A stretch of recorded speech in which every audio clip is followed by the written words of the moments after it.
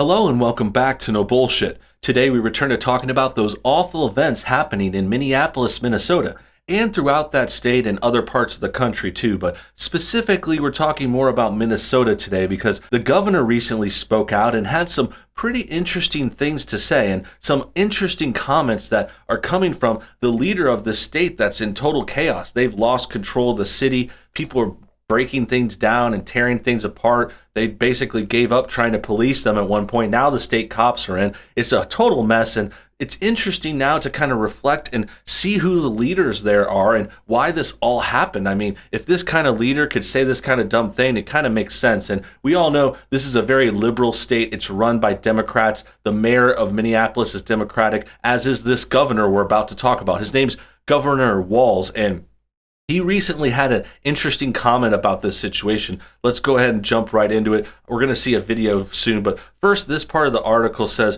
Governor Walz says he won't patronize protesters as a white man. This governor on May 29th asked those protesting to help restore peace. So this is kind of damage control, and it's also more race baiting stuff. Like, I don't know what him being a white man has to do with this. Like, it has to do with anything. Like, I'm not sure why. I mean, I don't even know why the protest and the incident has anything to do with racism. There's no proof of racism in the original incident. All I saw was the news, the media, and the press and the celebrities race baiting the unfortunate accident, the unfortunate death. And then they also turned it into racism. They assumed there was racism, but no proof of that has happened. And I don't know why this governor is wanting to kind of subject himself to this. He's kind of kowtowing and caving in, and it's a very cringy thing to watch, these kinds of white guilt-ridden people that just can't handle being white. They hate themselves for being white, and it's a problem on the left-wing side because they're so anti-white. That's the whole thing. I mean, they're obviously against us, and they obviously think, everything's our fault. They blame everything on us. So that's what's brought us here today, and now we're going to watch this video. It's the governor and then a very interesting interpreter. You're going to see some of this video that she's very energetic and enthusiastic, and also right out the gate, you can already tell she's some kind of alphabet person, probably like some kind of far left radical girl with the shaved head. Like, it's just a very interesting premise here that is fun to watch, and it's also cringe because of this governor. So with all that said, let's go ahead and see what they have to say. And I will not patronize you as a white man without living those lived experiences of how very difficult that is. But I'm asking you to help us. Help us use humane way to get the streets to a place where we can restore the justice so that those that are expressing rage and anger and demanding justice are heard, not those. Okay, so already he said the quote we talked about. He's saying he doesn't understand because he's a white man, basically patronizing everyone else, like saying, oh, you poor black people, you poor brown people, I just don't understand. Your life is so hard. Just tell me what's wrong. Tell me how everything's racist.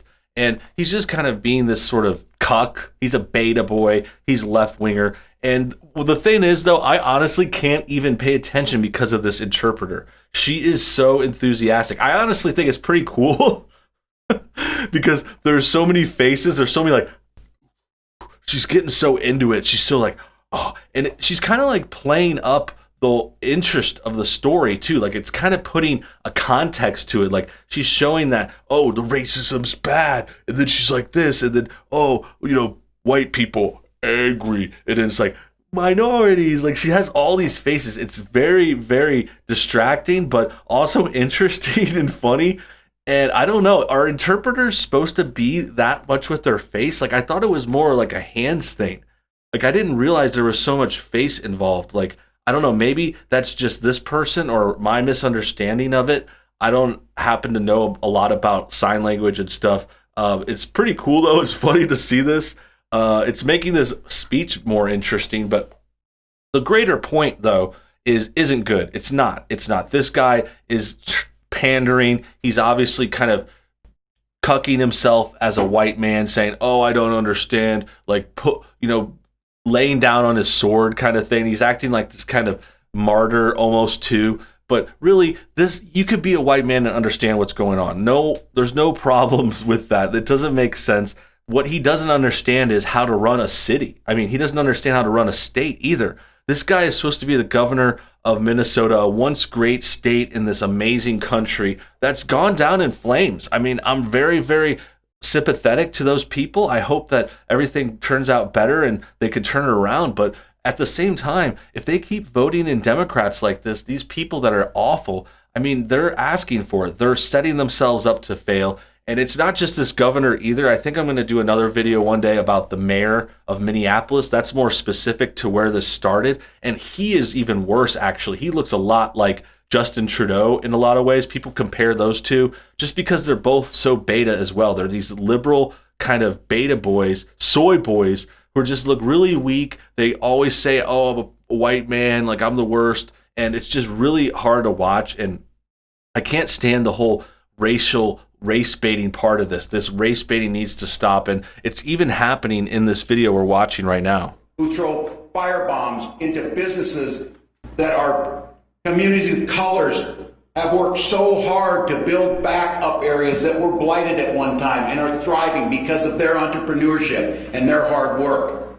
A library in an area where our children, as we know, are institutionally put behind, and the achievement gap. I'm sorry. I should not be laughing right now. Let me just put that out there. This is a terrible thing that he's talking about. This thing that happened in that state. It's awful, but I guess we do need a little humor at this point. It's been a rough week. You know, it's been hard. A lot of stuff happening, a lot of surreal. Like, I need to have a laugh. And this interpreter is giving me some goofs, man. We got some goofs and gaffs right here. I honestly think I missed an opportunity. I should be like interpreting stuff. Like, what if I was an interpreter? I'm already in the corner. This is where the interpreters usually are. Like, I could do it. You know, I'm pretty good. Like, I got faces. You know, I'm pretty good. But it looks like fun. I'm glad that they're having fun. But again, back to serious talk. This state is in trouble. And at least this governor is kind of addressing stuff. He seems like he's kind of middle lining this. Like, he has some stronger points right now. He's not, once he gets past the whole I'm a white man, he kind of prefaces everything saying, oh, I'm a white man, I don't understand. But now he's talking about these businesses that went down. He's making good points, at least. I'll give him that. I'm not going to be totally dishonest and attack him just because. You know, he's talking about places that went down. And specifically, he mentioned a lot of these places were owned by minorities. So these minorities are trying to get justice by taking down other minorities' places. Like, it's supposed to be like a Black Lives Matter thing. Like, oh, the black person died, so we got to stand up for black people. But then you're going to go and destroy a black person's job. They're also destroying, you know, a very significant amount of black people's communities, their areas, their buildings, where they live, their target, you know, all this stuff. It doesn't make any sense.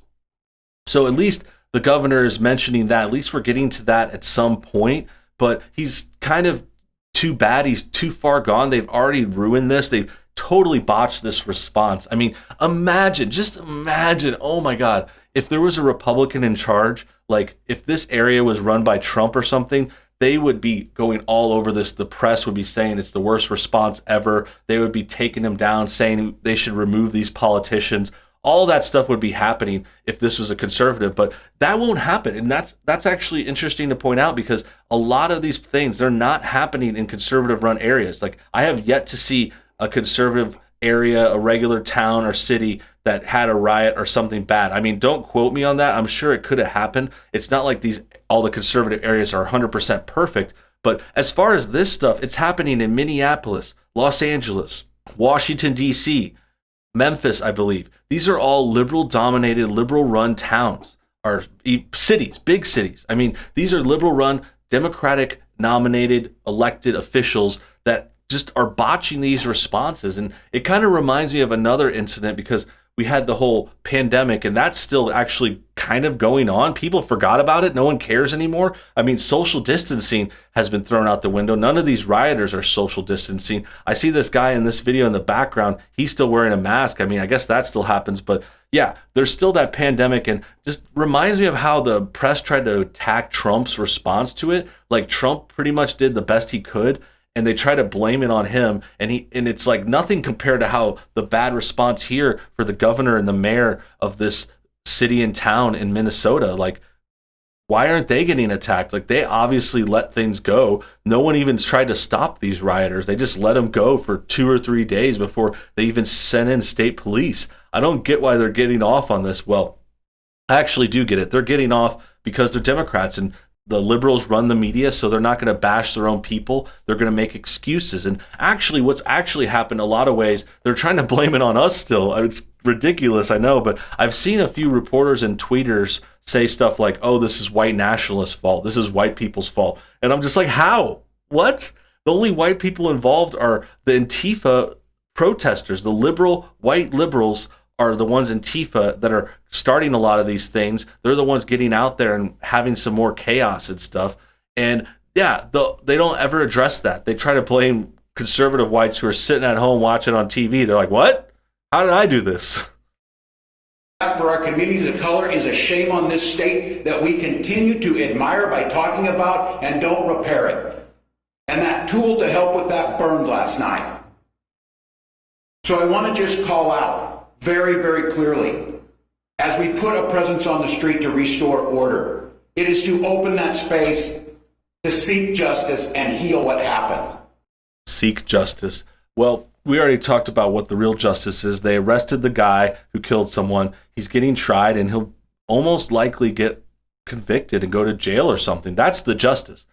Destroying the town isn't justice. There should be some justice for that. Like, the people that did it should get punished. But the other thing I want to notice, like, okay, I already talked about this interpreter lady a lot, but I really think it's undermining this guy now. Like, at first I was laughing and it was funny, but after we're into it for a minute, I'm like, this kind of goofy interpreter that, I mean, whichever way they want to look, but the way that they're acting, you know, like they're doing the faces and stuff. Like I said, I don't know if that's like typical sign language. I've never seen it before. I've seen these interpreters do press conferences before, but the way it's set up right here, it's undermining this guy because he's trying to sound serious and talk about a very serious issue. And you got this person doing like clown faces next to him. I mean, what's going on here? I don't think this is I think it's accidental, but it's also accidentally them exposing themselves, because the way I see it is they don't really think it's that serious. I mean, they're not really taking it as seriously as they claim. Like, that's kind of another thing that reminds me of the health scare, that thing I was just talking about that compares really well, and it's happening at the same time. Because in the public, in their speeches and their posts, the liberals act like it's the worst thing in the world. It's so dangerous. You can't go out. You can't do anything. It's the biggest thing. They're scaring and fear-mongering everyone. But then in action, they're like, oh, I don't care about my mask. Like, we've seen them time and time again. They go out. They don't follow their own rules. The mayor's walking around town. This leader is ordering jewelry. Like, they don't really care. So their actions aren't matching their words. And I think that's similar to what's going on here, because if this was that serious, if these people were really, really caring about the riots like they should be, it wouldn't just be him saying some words about it. It would be her being a little more serious, or just not having this interpreter, or having a different one. Like, I'm not trying to get this person out of work or anything. Not at all. But it doesn't match the situation. They should probably try to at least look a little more serious. But my first and foremost responsibility to the state of Minnesota is the safety and security of all citizens. We cannot have the looting and the recklessness that went on. We cannot have it because we can't function as a society, and I refuse to have it take away the attention of the stain that we need to be working on, is what happened with those fundamental institutional racism that allows a man to be held down in broad daylight. And thank God a young person had a camera to video it. Okay, this guy is kind of reminding me of Bernie Sanders for some reason, but no, I don't think it has to do with institutionalized racism. That was the part that kind of threw me off. He said a lot of things in that last section. I thought he was going to make a good point, actually, because he started off saying the riots and the looting is bad and it needs to stop. That's true. But then if you blame it on institutional racism and like systemic systems of opportunities or whatever the crap they're spewing right now, I mean, that's undermining your point too. And it's like, okay, dude, it was just a bad cop. He was an asshole. He's terrible. Even if he was racist, we don't have proof of that, but even if he was the worst racist, I mean, it's just him. It's not because everything's racist in the whole country. Not all cops are racist. That's what's being implied here. He's saying the police department is racist. He's saying the country is racist, the government, the officials. Like, that's the systemic systems of oppression that they're talking about. And it doesn't make sense. It's made up nonsense. It's really excuse making. They should be blaming the actual people. They should blame the guy that did the incident. They should blame the people that are rioting and looting. Don't defend them. Don't give them excuses saying it's because of something bad that happened. It wasn't. They are just opportunists using this opportunity to get themselves free TVs and stuff. They got free TVs. There's other people taking the opportunity to make this about racism, to make our country look bad, make it look like all of America's racist, when really we're not. Americans aren't that bad, you guys. Don't worry. This is not representative of us on a big stage. This is just a few Democratic towns losing their shit. And they're also related to, this is also related to, make no mistake, the election's coming up in November. They hate Trump. They hate white people and conservatives and all that. So they're going to go after us. And this is part of their kind of theater. That about wraps things up. I hope you guys enjoyed today's video. Make sure you comment your thoughts and everything below. Also hit that like button to help support this channel. And until next time, have a great day.